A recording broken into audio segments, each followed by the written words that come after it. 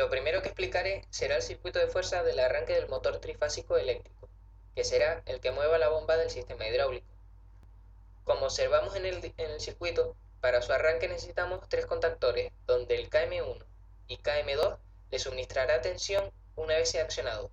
y el Km3 que unirá los bornes U2, V2 y W2 actuando como neutro para un arranque en estrella. También decir que el Km2 y Km3 tienen un enclavamiento mecánico, que no lo hemos podido representar en el dibujo, que sirve para que no puedan estar accionados los dos a la vez.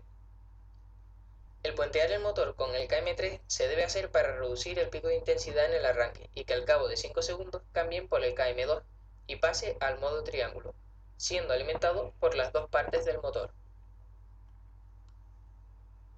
En el circuito de mando, en el arranque del motor, observamos que aguas arriba de la botonera de paro SO3 se encuentra un contacto normalmente cerrado del relé térmico que hemos colocado en el circuito de fuerza y un contacto normalmente cerrado del contactor auxiliar denominado alarma, que actuaría en caso de bajo nivel, sobrepresión o alta temperatura. Estos elementos se han colocado en esta disposición para cortar la corriente y parar la instalación por completo en el caso de alguno de los casos citados anteriormente. Una vez pulsemos la botonera de marcha SO1, que está en paralelo con un contacto normalmente abierto del Km1 para la realimentación del circuito, este activará el Km1, el Km3 y el Kt1, que es un relé temporizado de la conexión, que está regulado en 5 segundos. Una vez pasados estos 5 segundos, este accionará sus contactos desalimentando Km3 y dándole tensión a Km2, cerrando el contacto normalmente abierto colocado en su línea en paralelo, con un contacto normalmente abierto del contactor Km2 para su realimentación, dejando así solo con tensión los Km1 y Km2 para obtener el funcionamiento del motor en triángulo. También tenemos una luz roja como indicador de que ha saltado el relé térmico del circuito de fuerza. En el circuito de la rampa observamos que hay un contacto normalmente cerrado del contactor alarma para tirar abajo el circuito en caso de alarma, y de este salen en paralelo dos ramas, una para subir la rampa y otra para bajar. Comenzaremos explicando la línea de bajar rampa, que la podemos distinguir porque en su botonera de marcha pone down. Si seguimos hacia abajo hay un contacto normalmente cerrado del contactor Km4, que no es más que una seguridad para que no entren los dos contactores en conflicto. Empezaremos observando que si la compuerta está arriba, un final de carrera P1 nos indicará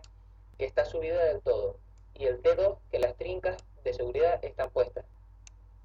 con lo cual la bobina que se energizará en la línea será la de open, para empezar a abrir las trincas, ya que si no, no podremos hacer bajar la compuerta. Una vez quitadas las trincas, el T2 dejará de estar pulsado, con lo cual se apagará la luz roja, y al quitarse del todo se accionará el T1, indicando con una luz verde que las trincas están cerradas, y abriendo el final de carrera T1 normalmente cerrado de la línea de apertura de trinca. Y acto seguido se activará el Km5, que es el encargado de bajar la compuerta. Al empezar a bajar la compuerta, se desactivará el final de carrera P1 normalmente abierto y se apagará la luz de puerta cerrada. Hemos puesto también un final de carrera P2 normalmente abierto al final del recorrido del pistón, que mueve la puerta para señalar que la puerta ya no puede bajar más. Ahora explicaremos la línea de subir la compuerta, up. Partiendo de que la compuerta está bajada y las trincas quitadas, al darle a la botonera up, la compuerta empezará a subir, ya que ni el T2 ni el P1 están accionados. En la misma línea tendremos un contacto normalmente cerrado de la selenoide open y otro normalmente cerrado del Km5, como seguridades de que no entren ambos a la vez. Una vez la compuerta está arriba, esta accionará el final de carrera P1, abriendo el contacto normalmente cerrado que hay en esta línea y cerrando el contacto normalmente abierto que hay en la línea de Km8, aparte de encender la luz de compuerta cerrada, CC, y también accionará el contacto normalmente abierto del Km8, que está colocado en paralelo a la línea del Km4. Al cerrar el contactor del Km8 nombrado antes, se activará la bobina de cerrar las trincas, close, con lo cual el T1 volverá a su posición de reposo. Y una vez se cierren las trincas, se accionará el final de carrera